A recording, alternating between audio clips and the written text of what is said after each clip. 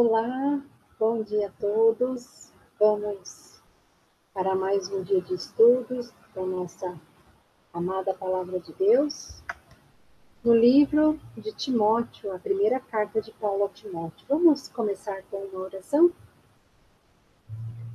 Querido Deus, eterno Pai, damos graças ao Senhor por mais um dia na Tua presença, por mais um momento de estudos. E pedimos a Ti, ó Pai, suplicamos a Ti, que abras o nosso entendimento e o nosso coração, para entendermos as maravilhas e as riquezas da Tua palavra. Oramos no nome de Jesus. Amém. Amém. Vamos lembrar um pouquinho do que nós vimos no domingo passado. Falamos sobre a epístola de Paulo a Timóteo, que ela é chamada de epístola pastoral, porque faz parte de um grupo de cartas, né?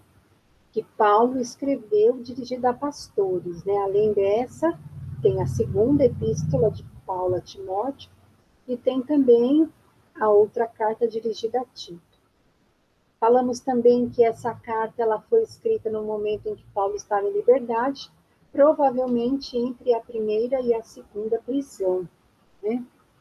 Paulo estava na Macedônia e ele escreveu essa carta com a intenção de instruir Timóteo a respeito da igreja de Éfeso, né? Uma igreja fundada por Paulo. Paulo conhecia bem essa igreja, mas essa igreja estava precisando retomar alguns pontos importantes, né? Acerca da doutrina, da organização, né? Então, Paulo, em uma das viagens, ele continuou a viagem e deixou Timóteo lá para organizar a igreja, né? Nós comentamos também sobre a saudação de Paulo, né, que ela se referia a um grupo de pessoas daquela comunidade, uma comunidade de gregos e judeus, e ali chega o cristianismo, né? A cidade de Éfeso era uma cidade muito importante, né? E a cultura grega, ela é uma cultura em que ela tem muito forte o paganismo, a idolatria, então ali a igreja cristã chegando tinha um grande desafio, né? Um grande desafio ali em relação ao paganismo e também em relação ao judaísmo, né? E vem a figura de Timóteo, né, que era um rapaz muito querido. Paulo chama Timóteo de filho na fé. Timóteo vem de uma família, a mãe judia convertida e a sua avó também, né? Lloyd e Eunice. E agora nós vamos para o capítulo 2, né? No capítulo 1 nós vimos sobre a sã doutrina, né? No finalzinho, Paulo ele coloca ali dois exemplos, né, de irmãos que estavam causando problemas na igreja, né, e que tiveram que sair da igreja porque estavam realmente causando muitos problemas à igreja de Cristo. Paulo usou até a palavra naufrágio doutrinário, né? Algo bem presente nos dias de hoje também, a gente pode ver, né, irmãos? Essa expressão de naufrágio doutrinário, né? Infelizmente, a gente vê isso nos dias atuais também. Vamos lá, então, agora ao capítulo 2. Eu vou compartilhar aqui com os irmãos. Capítulo 2, né? 1 Timóteo, capítulo 2. Então, abra sua Bíblia, pega também um caderno, uma caneta para fazer as anotações. Na escola comum, a gente faz isso, né? A gente usa um caderno. Então, devemos também tomar esse hábito, né? Na escola dominical. Usar um caderno, usar um lápis e caneta para anotar, para que a gente possa retomar essas anotações e assim memorizar, guardar esses aprendizados. Então, 1 Timóteo, capítulo 2. Devemos fazer orações por todos os homens. Admoesto-te, pois, antes de tudo, que se façam deprecações, orações, intercessões e ações de graças por todos os homens, pelos reis e por todos os que estão em eminência, para que tenhamos uma vida quieta e sossegada, em toda piedade e honestidade, porque isto é bom e agradável diante de nosso Salvador, diante de Deus nosso Salvador, que quer que todos os homens se salvem e venham ao conhecimento da verdade, porque há um só Deus e um só mediador entre Deus e os homens, Jesus Cristo, homem, o qual se deu a si mesmo em preço de redenção por todos, para servir de testemunho a seu tempo. Para o que digo, digo a verdade em Cristo, não minto.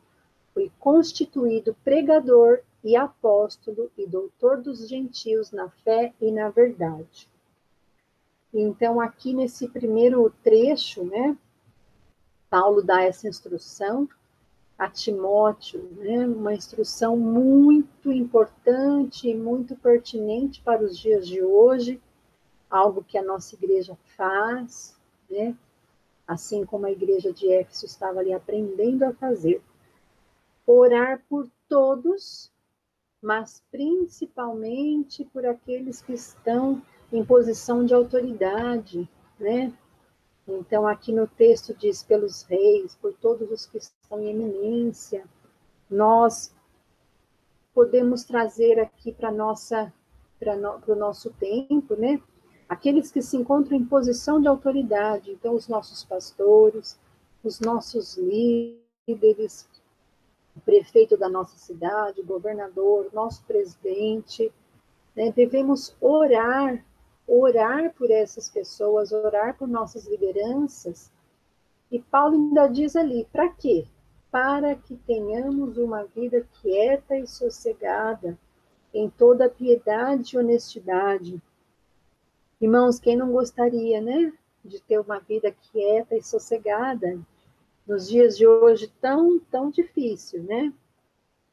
Mas aqui está a instrução de Paulo, e nós, como mulheres cristãs, precisamos dar o exemplo, né? Em vez de expor, criticar, nós devemos orar pelas autoridades, orar para que tenham discernimento do Senhor, né? Para que tenhamos uma vida quieta e sossegada. Por quê? Porque isto é bom e agradável diante de nosso Deus. Está aqui no versículo 3, porque isto é bom e agradável diante do Senhor, que quer que todos os homens se salvem e venham ao conhecimento da verdade, porque há um só Deus e um só mediador entre Deus e os homens. Comentei com vocês, né, que a cidade de Éfeso, aquela comunidade era uma comunidade, não da igreja, né, ali da região, era uma região com muita idolatria, né? Então, até hoje tem as ruínas de Éfeso, então eles tinham aqueles templos imensos, né, em homenagem aos deuses. Tem uma deusa grega que tinha um templo bem suntuoso em Éfeso, com muitas colunas, né? Então isso era muito forte, né, na cultura deles. Então Paulo reforça aqui para Timóteo, né? Ensina ao povo que há um só Deus e um só mediador entre Deus e os homens, né? E Paulo foi muito usado, teve uma sabedoria divina, enquanto ele andava e no meio de tantas estátuas, tantos monumentos, ele viu ali ao Deus desconhecido. Então ele para e fala desse Deus que eu estou falando para vocês, né? Isso. Então Paulo foi um homem extremamente sábio, né? Uma sabedoria divina para nos ensinar, e as suas palavras estão aqui até hoje nos instruindo. Versículo 6. Versículo 5, porque há um só Deus e um só mediador entre Deus e os homens, Jesus Cristo, homem, o qual se deu a si mesmo em preço de redenção por todos, para servir de testemunha a seu tempo. Para o que? Digo a verdade em Cristo, não minto. Fui constituído pregador, apóstolo e doutor dos gentios na fé e na verdade. Então, aqui Paulo, ele coloca, né, que essa autoridade que ele tem não vem dele, mas foi constituída por Deus, né? Versículo 8, quero, pois, que os homens orem em todo lugar, levantando mãos santas, sem ira nem contenda, né? Quer dizer isso, levantando mãos santas, né? Mãos sem pecado, sem crimes, né? Sem ira nem contenda, né? Sem confusão, sem raiva, sem desordem. Aqui, seguindo agora, Paulo vem para outro assunto que tem muito a ver conosco, os deveres das mulheres cristãs.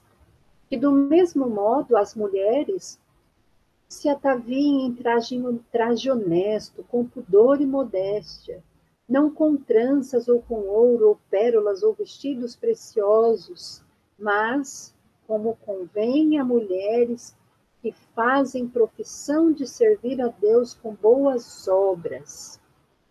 Então, aqui falando, eu vou ler em outra versão, que fala vestir-se com roupas caras, né? Então, Paulo quer dizer aqui, essas coisas não devem ter maior importância do que um coração puro, do que uma mulher que faz boas obras, que faz coisas corretas. Vou ler em outra versão aqui. Mas que do mesmo modo as mulheres se ataviem em traje honesto, com pudor e modéstia, não com tranças ou com ouro ou pérolas ou vestidos preciosos, mas como convém a mulheres que fazem profissão de servir a Deus com boas obras. A mulher, versículo 11, aprenda em silêncio, com toda sujeição.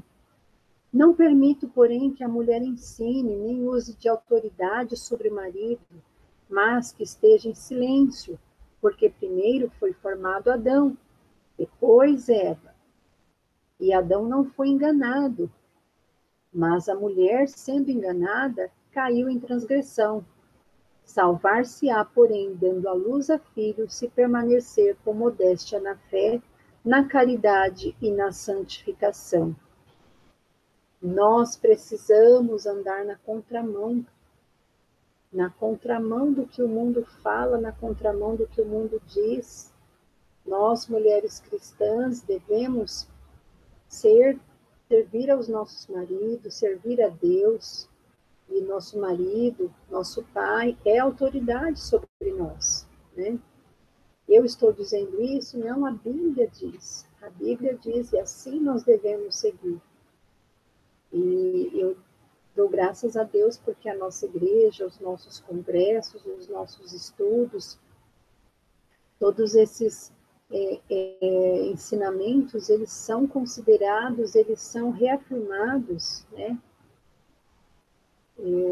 Tem também, para quem quiser se aprofundar um pouquinho mais sobre isso, tem uma irmã, eu gosto muito de ouvi-la, e ela fala bastante sobre esse assunto das mulheres, né? Ela se chama Norma Braga, e ela trata esses assuntos com bastante lucidez, né?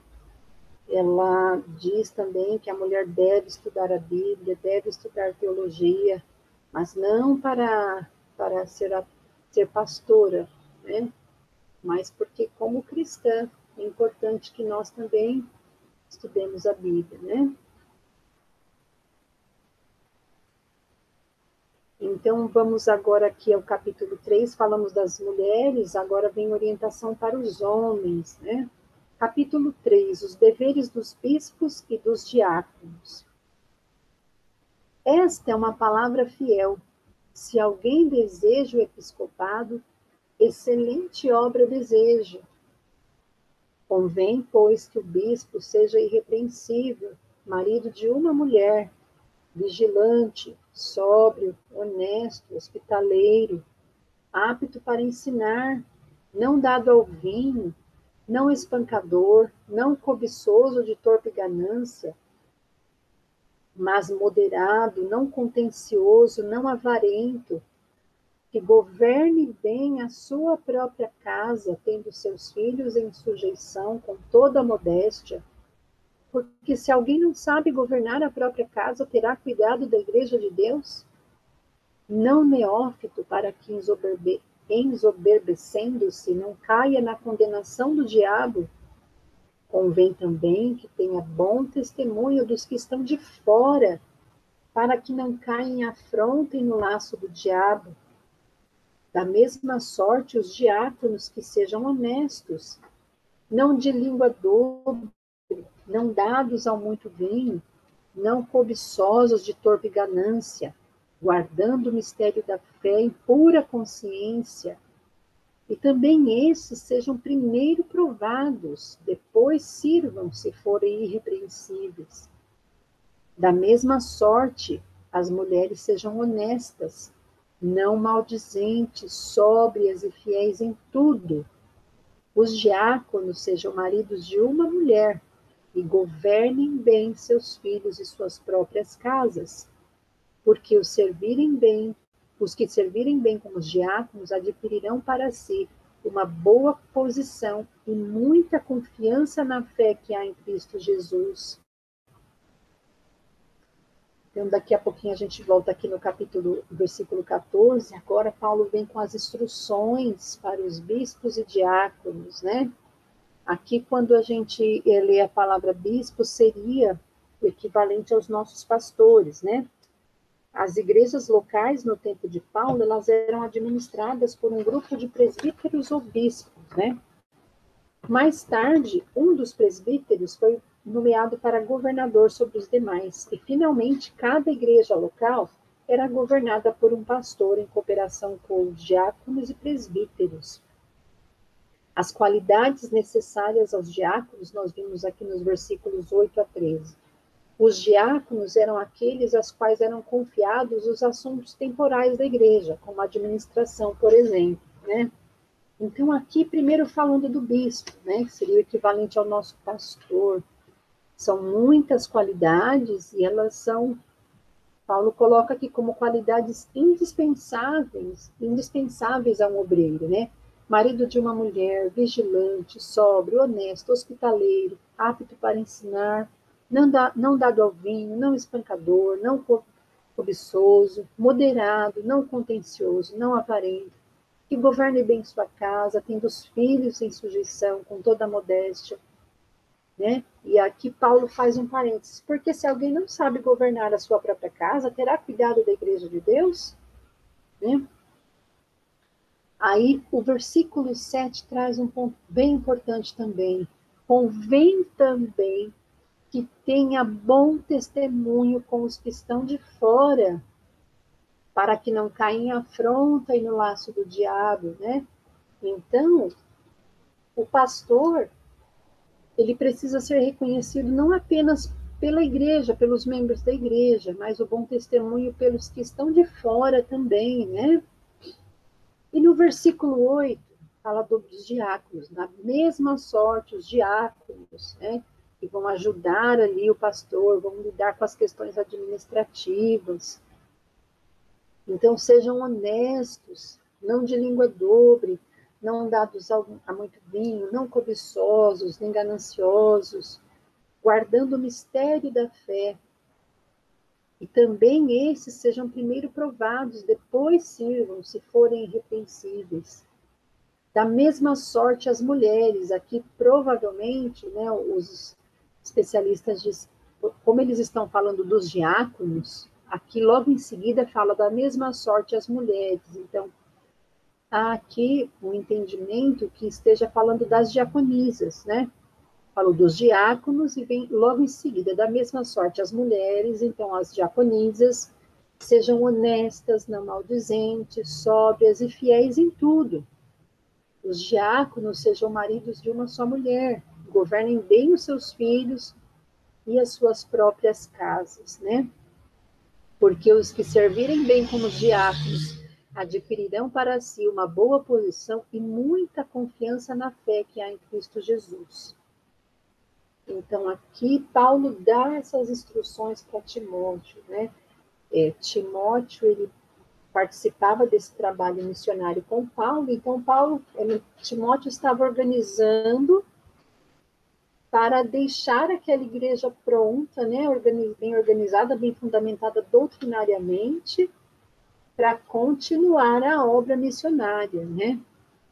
E ali Paulo escreve no versículo 12: escrevo-te estas coisas, esperando e ver-te bem depressa, mas se tardar, para que saibas como convém andar na casa de Deus, que é a igreja do Deus vivo, a coluna e firmeza da verdade. Então, Paulo tinha a intenção de ir para lá para encontrar com Timóteo, mas Paulo diz: olha, eu quero ir ver você, mas se eu demorar, você já vai receber essas instruções para que você saiba como convém andar na casa de Deus e como organizar a igreja. E, sem dúvida alguma, grande é o mistério da piedade. Aquele que se manifestou em carne, foi justificado em espírito, visto dos anjos, pregado aos gentios, crido no mundo e recebido acima na glória. Está falando de Cristo Jesus, né? Falando sobre os fundamentos do Evangelho, a encarnação de Cristo, que foi manifestado na carne, se fez carne e habitou entre nós, a ressurreição de Cristo, justificado em espírito. Aqui em Romanos 1,4, nós lemos: o mundo crucificando a Cristo declarou injusto. Deus, levantando-o dos mortos, declara o justo. A manifestação de Cristo contemplado por anjos, a proclamação de Cristo pregado entre os gentios, a aceitação de Cristo crido no mundo, a exaltação de Cristo recebido na glória. Então, aqui, irmãs, nós vemos todas as instruções de Paulo a Timóteo para que a igreja de Éfeso estivesse caminhando nos ensinamentos de Cristo. E todos esses ensinamentos, eles são pertinentes, eles são importantes e eles são para nós, para a nossa igreja hoje. Nós também, mulheres, precisamos, quando a gente lê essas orientações, a gente precisa pensar, meditar: eu estou seguindo? Eu estou me portando como uma mulher cristã? A minha vestimenta, o meu falar? Quando fala sobre oração dos nossos governantes, estamos orando pelos nossos governantes? A nossa igreja faz isso, mas eu estou orando? Eu estou orando pelos nossos governantes? Se a resposta for sim, bênção. Se a resposta for não, então comecemos agora. Comecemos agora. A igreja de Cristo, ela precisa ser diferente do mundo. Nós estamos aqui para ser sal, sal e luz, fazer a diferença. Esse é o grande desafio, mas nós não podemos desistir. Até que Jesus volte, nós que representamos a igreja, porque a igreja somos nós, devemos buscar a palavra de Cristo. Que Deus nos abençoe, irmãs, e que nós sejamos praticantes de toda essa palavra. Um bom domingo a todas e que Deus nos abençoe.